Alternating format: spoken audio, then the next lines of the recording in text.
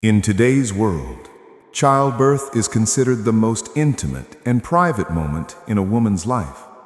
But if we turn back the clock to the royal palaces of Europe, we find a terrifyingly different reality.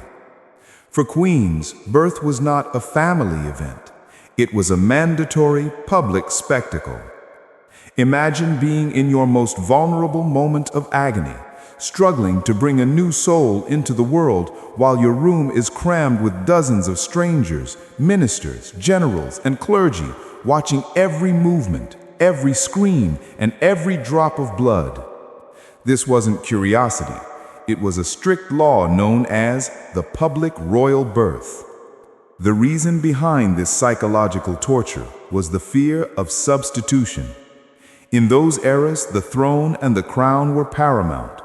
There was a constant paranoia that a queen might deliver a stillborn or a daughter, and that a midwife would secretly swap the infant for a living baby boy from the commoners to ensure an heir.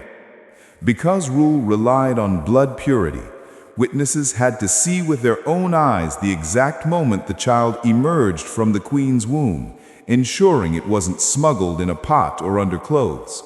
The queen was merely a vessel for the state, possessing no right to privacy over her own body. The most famous and gruesome example of this occurred with the French Queen Marie Antoinette.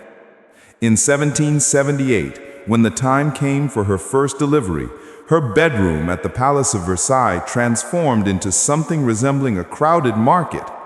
It wasn't just doctors and the royal family. Even commoners were allowed to enter the room to watch the queen give birth. People shoved inside the room, some even climbing on top of furniture and cabinets to get a better view. The atmosphere was suffocating and sweltering. The queen was screaming not only from labor pains, but from terror and asphyxiation. Marie Antoinette nearly died that night from lack of oxygen and immense psychological pressure, had King Louis XVI not ordered the sealed windows to be smashed open to let in fresh air. After that catastrophic incident, the rules changed slightly, but the principle remained. A queen's womb was not hers, it belonged to the people and to history.